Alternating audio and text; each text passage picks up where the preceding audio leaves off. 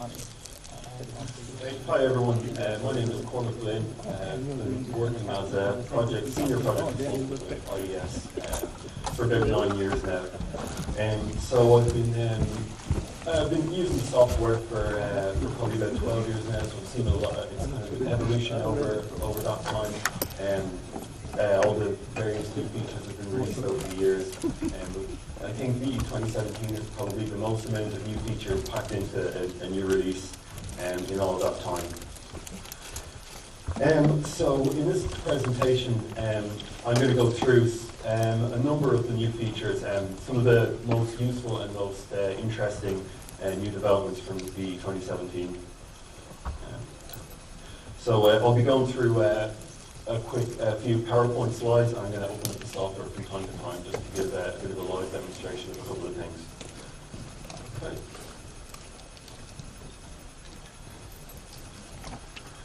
Okay, so first thing we're going to look at is the new meters functionality in VE 2017.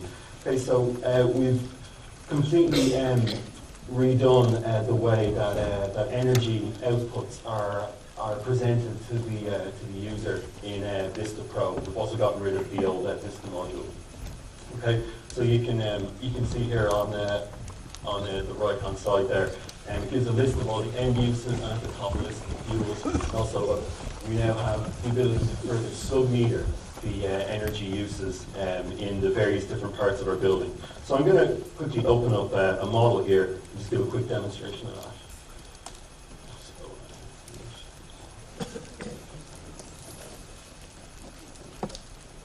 Okay, so I just have a simple model set up here.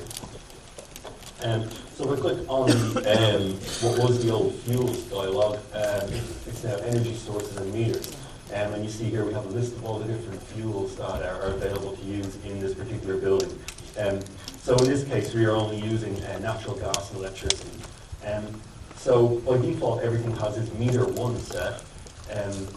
I have added a new meter in here for the electricity, and just called it office. So I'm going to sub-meter the electricity that gets used in the offices in this building.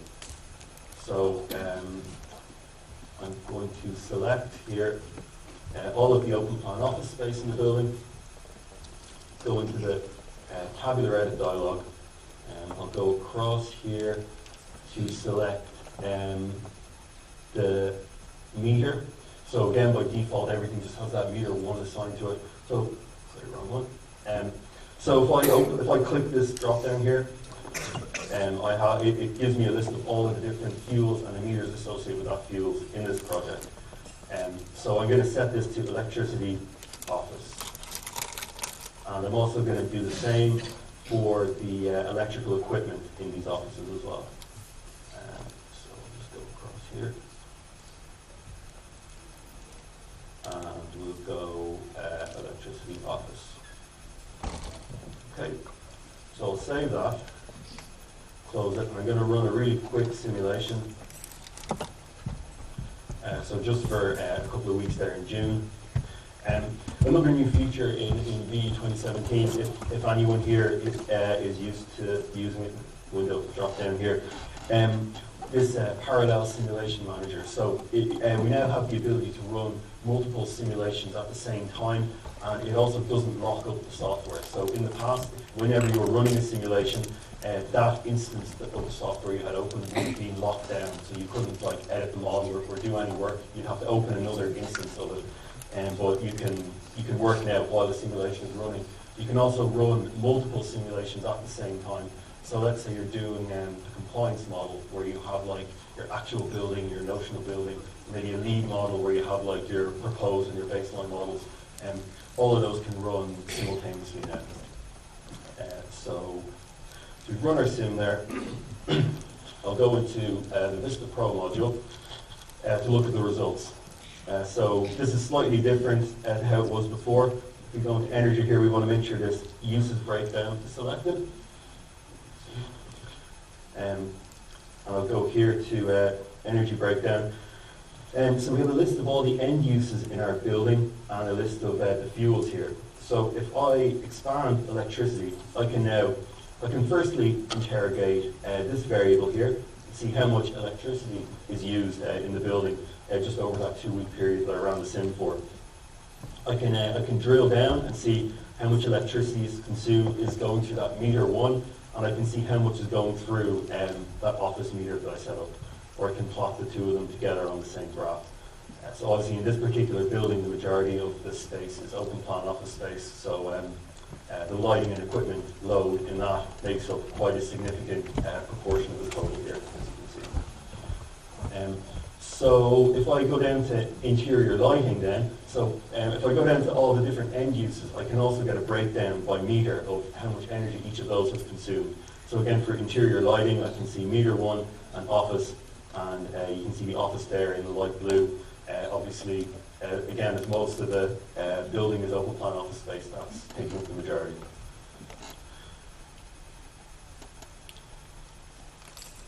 Okay, so what this, where this is really useful is when you have, say, like a mixed-use development building, something that's like maybe office space with like retail on the ground floor or something like that, and you need to do one energy model to represent the whole thing. You can apply meters to various different parts of that, and you can very easily break out the energy for each of those different parts of the building in your results. Okay. So the next thing then we'll look at is another new tool we've developed called Ergon. So Ergon isn't specifically developed for 2017, but there are some new features in it that weren't there before. So Ergon is a tool for visualizing the meter data that you would get from a real building, so from like a BMS system. Okay, so again, I'm gonna do a quick example here just to illustrate how it works and what it does. Okay, so Ergon is a cloud-based tool, so you access it through your internet browser. So what I have here is a CSV file, just open in Excel, containing data, measured data from a real project, measured lighting data from a building in Dublin, for a number of rooms, one area of that building, and it's for a full year, and it's at 15-minute intervals. So you can see the timestamp here for each entry in the list. Okay, so what I can do with Ergon is upload this CSV file up to the web tool, and it will it'll show us it here, so we can visualize this through our internet browser. So you can see you can select like any number of days or weeks or months, and you can visualize that data here. And you could also import like multiple data streams from different areas of the building and visualize them on a graph altogether. Where the real power of this comes from is that we can use this data to create what we call a free-form profile and assign that to our IES model then. So I've done that in advance here. I'll just open up this model again. And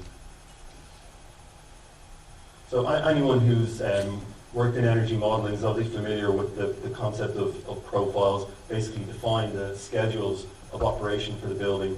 So for like a typical building here, we have, let's say for our lighting, I have a profile here set for Monday to Friday, and then another one for Saturday, another one for Saturday, and another one for Sunday. And it, by default, we've just assumed that the building operates in this way for every single week of the year, for our general energy analysis. So now that I've imported this freeform profile, I'm just going to go down here and have a look at it here. So I just called it lighting meter. So I'll just hit this graph button. Just takes a second to open.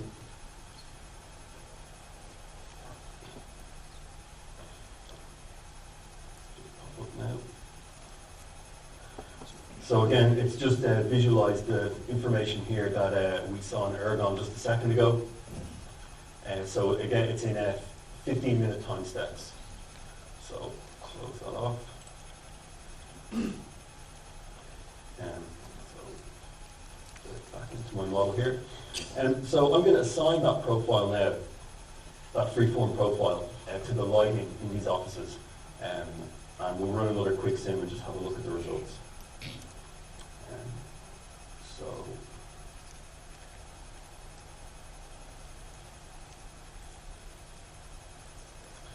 So it had this building office lighting profile previously, which we looked at. So I'm just going to change to this one, lighting metered. I'm going to go save, close, and we will run another quick simulation. Let's give it another name.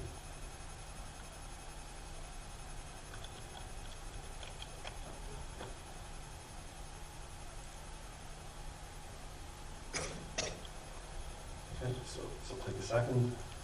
And you can see again here, it's possible to click through the model and do work while the sim's running now.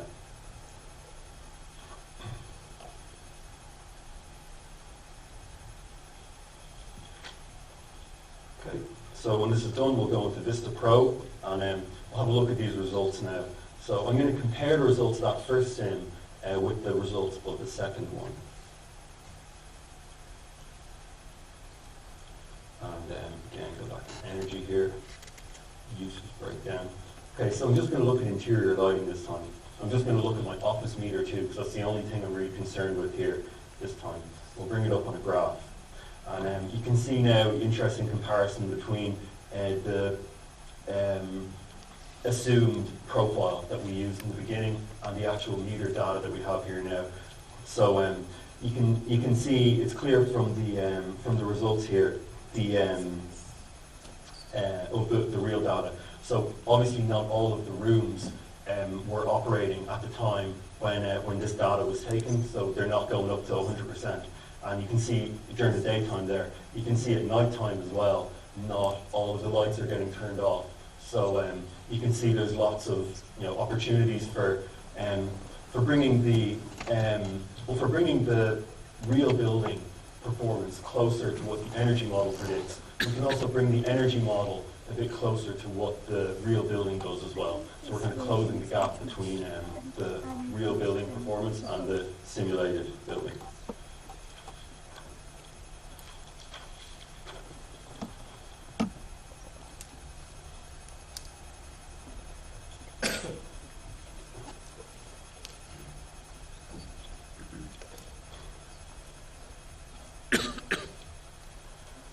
Okay, the next new feature then I'm going to look at is the new dynamic daylighting functionality in VE 2017.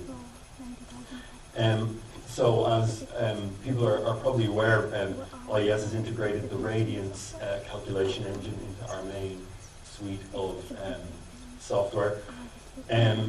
Up to now, daylight factors have been kind of the most common metric for measuring daylight performance in the space, but obviously it doesn't account for things such as the location of the building, the typical sky conditions due to the climate, and the orientation of the building as well. It simply just uses overcast sky. So it's kind of now become regarded as a relatively poor predictor of the actual daylight performance of the space.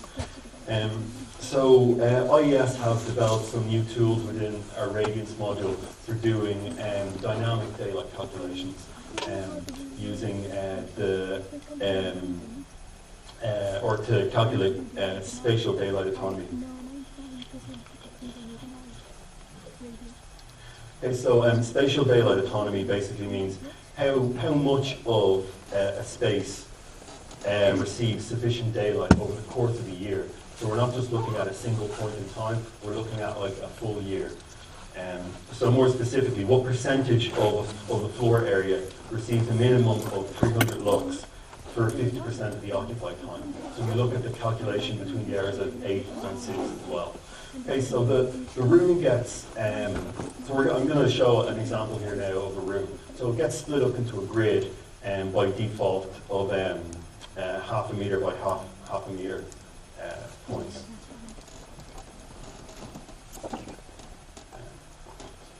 Here. Yeah, so I'm just going to look at this corner room here, and quickly look in the model viewer. So it's just got a few square windows on two different facades. Okay,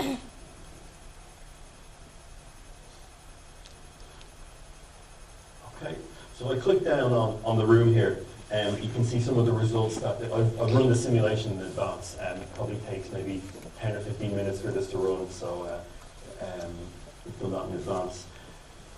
So it runs a calculation here for every orientation of the building that has glazing, or every orientation of the room here that has glazing, which is in this case the south and the west. So it's run an annual calculation here, and it's these results here are telling me the average illuminance during the occupied time, so between the hours of 8 and 6. This is the average illuminance that each of these points will receive throughout that year. So it's also run a sim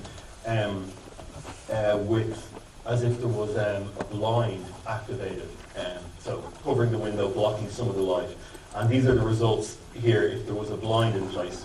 So it's done it's done a simulation here with the blind and without the blind for the south facade and also for the west facade here.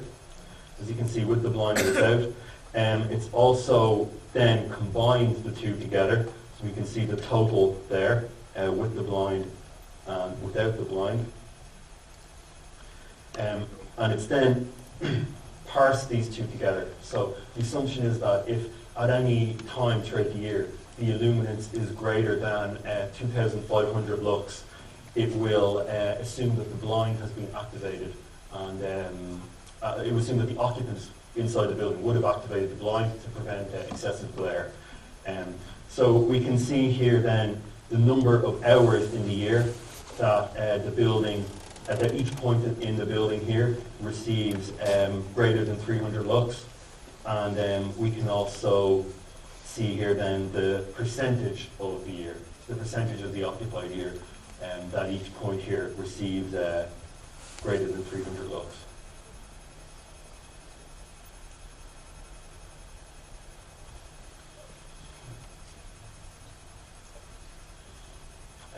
So there's another calculation it does then, the annual sun exposure. So as we said before, with daylight, more isn't always necessarily better. So above a certain amount of daylight, you're getting excessive glare issues in the space, as well as potential for excessive cooling load. So this calculation here, it shows you the number of hours where each of these points is experiencing more than 1,000 lux. If any of these points are more than 250, so any point is getting more than 1,000 lux for more than 250 of the occupied hours, it gets flagged up in red here.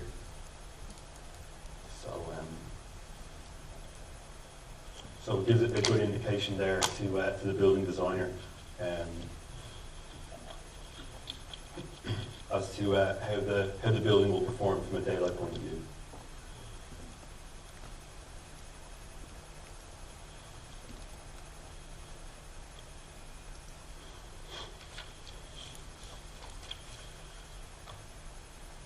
Okay, the next thing we're going to look at is the new parametric tool that was developed, that IES has developed over the last year or so.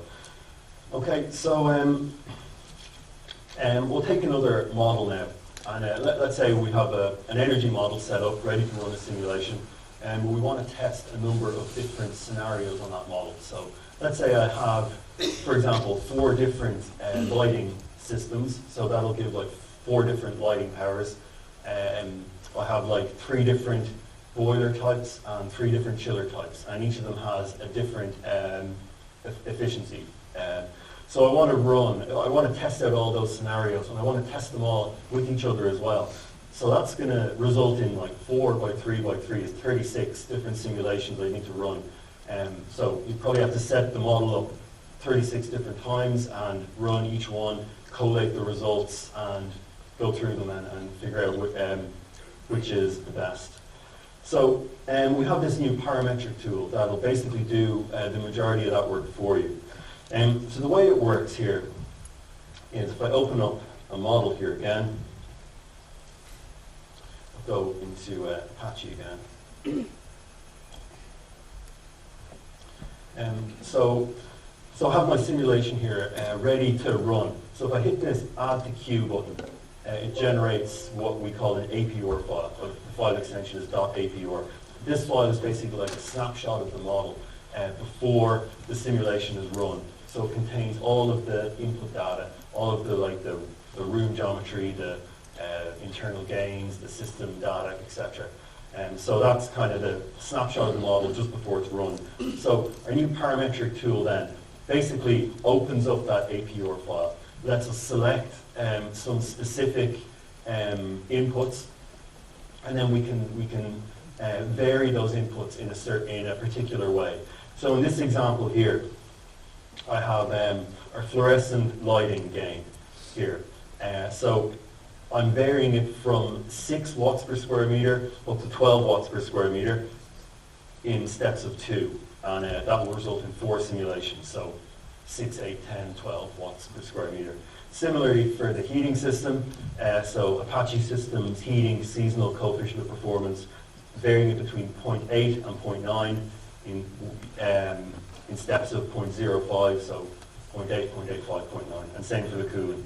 So that'll result in 36 simulations. So again, I've run these in advance. It probably would have taken maybe 20 minutes, half an hour to run this full thing, or probably 20 minutes, even a bit less than that maybe. It's not that big of a model.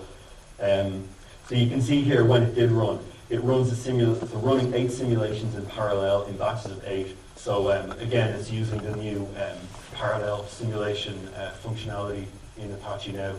And it will run the total of 36 here, as you can see.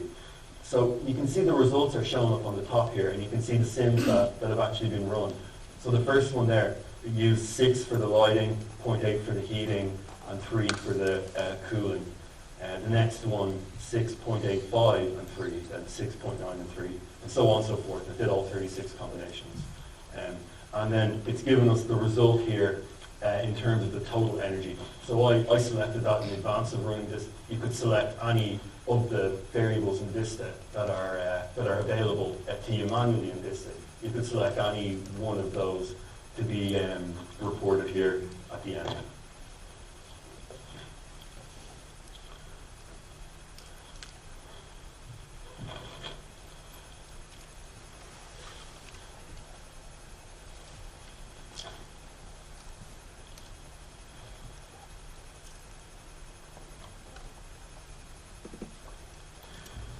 Okay, so that takes us to the next tool then we've developed. It's called Hone, and it's an optimization tool. So it's somewhat similar to the parametric tool in that you're running multiple simulations on the same building again and again and again by varying certain input parameters. The real power of Hone is that it won't necessarily run all of the simulations required. It will run a certain amount of them, and it will see what the results turn out like, and it will try and tweak the inputs for the next batch of sims to only run the ones that are most likely to give a preferable outcome. In the last example there, where I had 36 sims to do, it wasn't such a big deal to run them all. But if you had a model where you had maybe 20 different input variables that you wanted to experiment with, and you maybe wanted to step each of those, more than 3 or 4 times, maybe like 20 or 50 times each, you could very easily get up to, tens, hundreds, or even millions of different combinations that could potentially result from all of those, which would be just completely impractical to run through the parametric tool, never mind like run manually. So Hone gives you that option now. So I'll open it up here and we'll have a quick look again.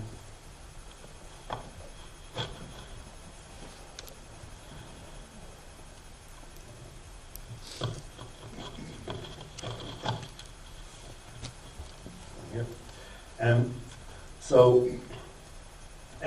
I've set up a relatively simple example here for this demonstration. where we're running a sim on the building again, and we're varying the heating set point and the cooling set point between the values shown here. Now we have to set our objectives of this analysis. So we're trying to maximize comfort, i.e. minimize the PPD, the percentage of people dissatisfied. We're also trying to minimize total system energy. Again, we set here how many instances of Apache we want to run at the same time. So obviously you consume more resources of your computer, but it'll run faster the more you have.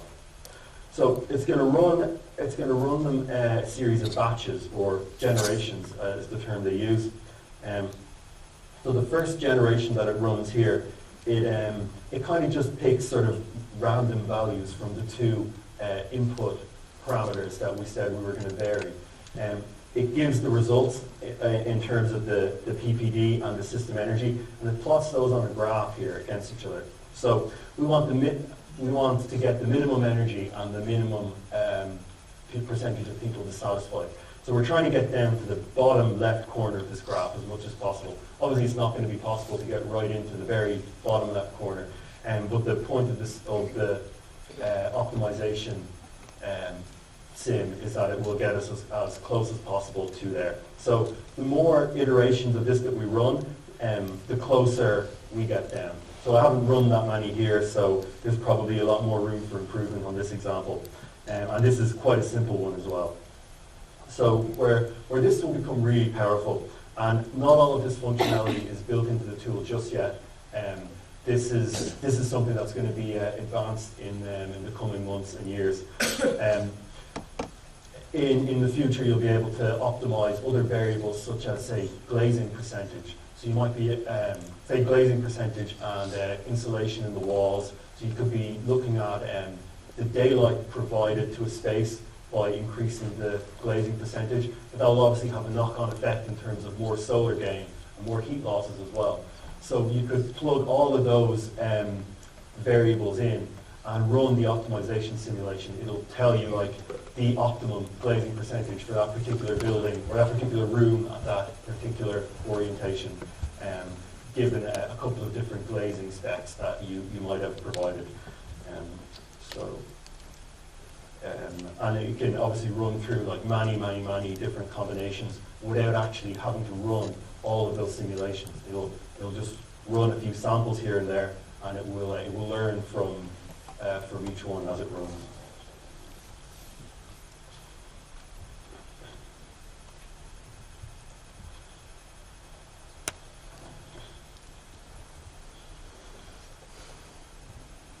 So I should mention as well that both Home and the parametric tool, they're both kind of separate. How would you say? They're not directly part of the virtual environment software. They're kind of separate tools, but they obviously use the Apache engine to run their simulations. Both of those programs as well, they're both driven by scripts.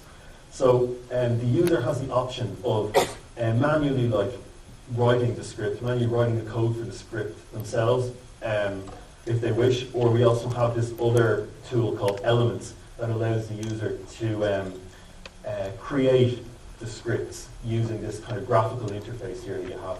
So again, the example here, just on the slide, you can see it has a few different inputs here.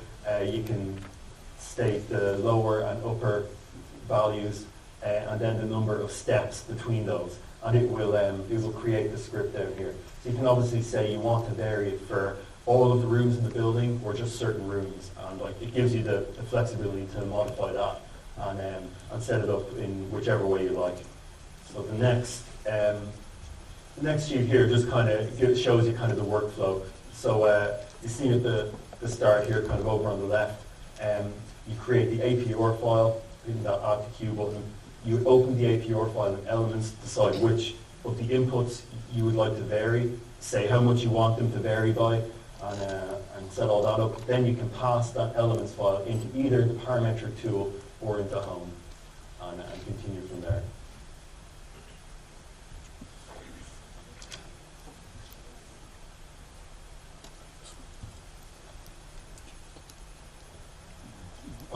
So the next thing that I want to look at is the new Python scripting functionality in VE 2017.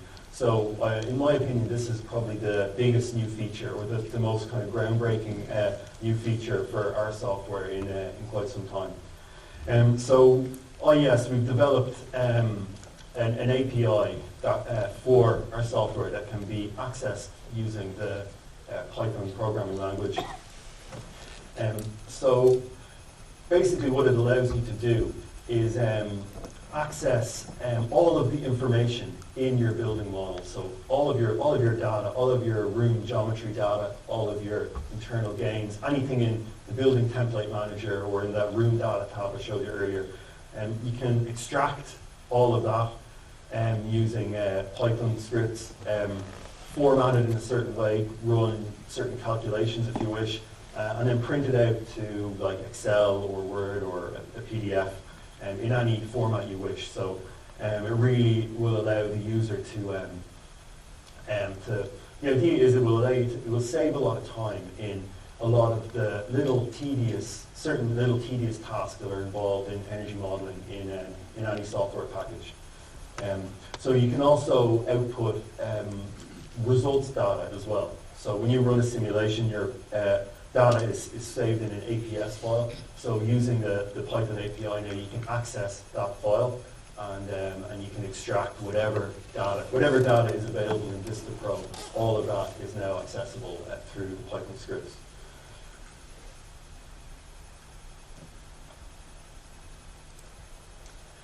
So look at a few examples here. So the real power of this is a typical analysis that you might do on a given project, or a given type of project, like again and again and again. But let's say you're designing a lot of schools and you're doing a lot of natural ventilation analysis. You pretty much produce the same type of report for every school that you do. Obviously the data is different and certain things are different, but the main task is basically the same. You could go in and create a script that goes into the Vista file, pulls out the air temperatures for each space, looks at the number of occupied hours in the year, and works out the percentage already for you, puts that into an Excel sheet, and then copies that table from the Excel sheet into a Word document with your company's header and footer at the bottom, formatted in the exact way that all of your other reports are formatted. So here's one example here of a script that we created, and we actually packaged this with VE 2017. So it's a simple enough tool here for analysing unmet load hours in a LEED building. So unmet load hours is basically a metric to work out the number of hours in a year that your system is not meeting the set points in a particular room. So it's a way to kind of make sure that everything has been sized appropriately. So in this, when you run this script here, you can see this is just very simple Excel sheet. All of this data has been taken directly out of a VE model. You can see our company logo up in the corner there, some other information about the project, some kind of summary information here. You can produce like Excel graphs and kind of conditional formatting here as well.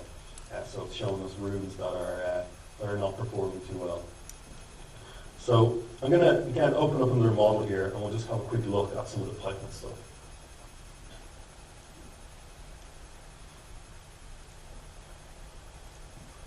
Okay, so we can access Python scripts through a navigator here, or through an actual the Python console window. So the navigator here, you'll see there's a couple of scripts came packaged with VE 2017. So you can find the Python scripts navigator. If you scroll, it's near the bottom there. If you scroll down, or if you create your own scripts, or if one of your colleagues does and sends them to you, you can promote them to the navigator here so they can be run easily with just the click of a button. Otherwise, you can go in here to Tools, VE Scripts, and you'll get the editor up here. So we have a full Python code editor built into VE 2016 now. You can scroll down through, and this is all the code for that tool there to do the unmet load errors check that I showed you just a second ago. So I'm going to run that for this model here. We'll just see what happens. So I hit the run button. This input box appears, and this has all been developed through Python. It's quite simple and straightforward to develop this stuff. Sorry, wrong model there. So I'm just going in here now, selecting the results file. So I've run the proposed and the 4 baselines here. So I'll select that, just want to run it for the proposed building, and I'll hit the calculate button. You can see it's doing the calculations here.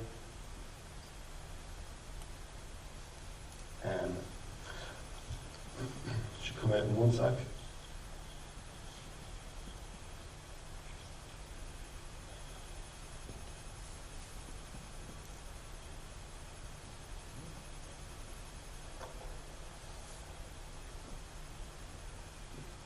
It'll when it's finished now, it'll open up the Excel sheet similar to the one at the screenshot in the report, and we can scroll down through here. So as I said, this is just a normal Excel sheet, just some cells merged, some particular colors and fonts used, and the company's logo up in the corner there. So this basically gives users now, so if anyone is familiar with the Python language, which is very easy and straightforward to learn, even if you have no background in programming, there's a bit of a learning curve, obviously, but it's quite straightforward. It gives people the ability to customize these reports themselves. So Python scripting in the VE at this moment is kind of in its infancy. This has only been released, this whole VE 2017 was only released in February. So at this time, there's not a whole lot of scripts created. There's not a whole lot of stuff you can use. We're working at the moment to create a lot more of them. And so I know some of our customers are as well. The idea is, in the not too distant future, we're going to have an online script store where any new scripts we develop will be made available to the public. Some of them for free, some of them maybe there'll be a fee. And we'll also have the ability for customers to develop their own scripts and post them on our script store and sell them there for a profit for themselves.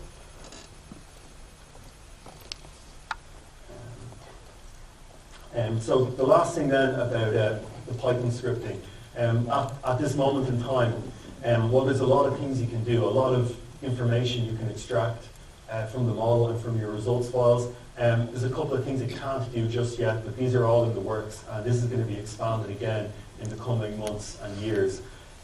So a question that people often ask is, can you use Python to write data back into the model?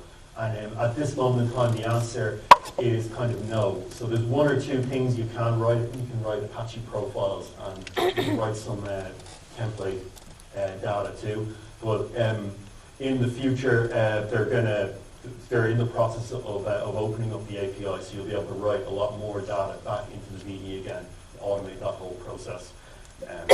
So that should make things. Well, I know certain customers who use other packages that have other similar types of APIs. They want the ability to be able to sync various different tools together, so that should give the opportunity for people to do that.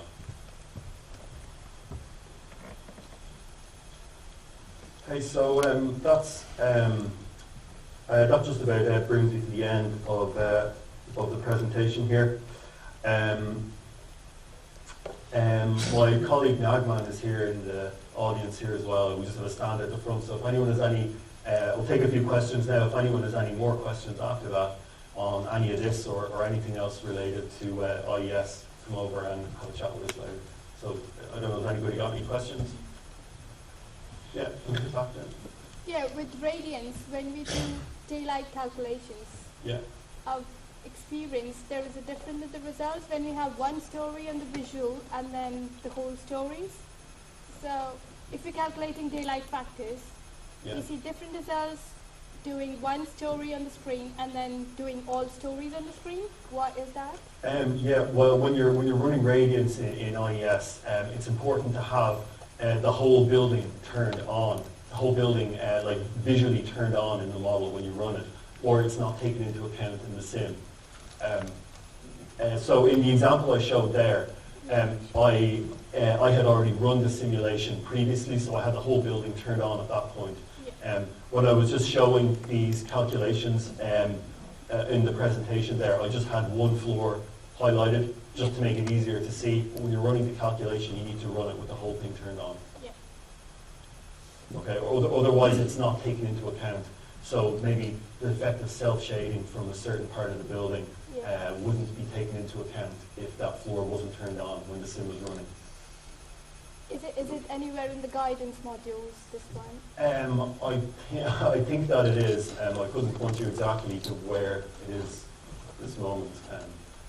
I think it's missing at the moment. Thank you. Okay, I'll definitely look into that. Are there any other questions? Yes? I have a question about meters. Yes. So the meters, do they only meter energy, or can they sit up things like water temperature or air temperature versus some flow rates? The meters only bring out energy, but all of that data is available in Vista Pro already. If you want to see the water temperature coming out of a chiller, let's say, or going through a cooling coil, or coming out of a cooling coil, that's already there, and that has been there for some time. I did a 40-minute presentation here. I didn't even get into Apache HVAC, which is the tool for doing detailed modeling of the HVAC system. So basically, you model every single component specifically, and you assign all the exact data to all of those components, or select it from a database of existing manufacturers' data. When you run the sim, all of that information there is available on an hour-by-hour basis. So. We have time for one quick last question. Yeah.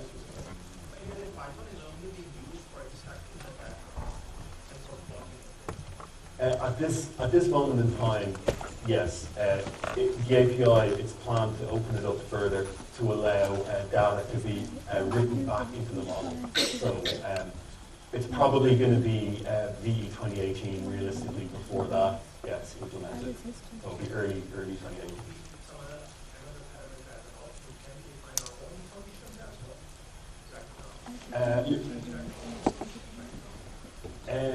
To do what exactly?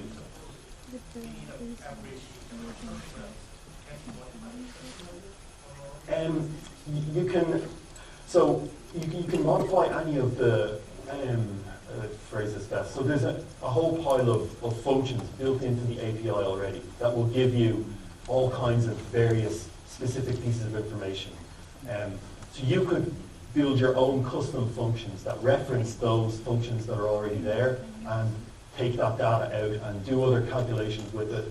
You can't, you can't directly modify the functions that are part of the API. You can build your own. If you're you would obviously need to be familiar with Python to be doing this, but build your own functions that reference the API functions, pull that data out, do other calculations, and return another value.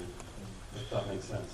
Right. Yeah. Okay. Well, thank you very much. Can we thank our speaker, please? Thank you.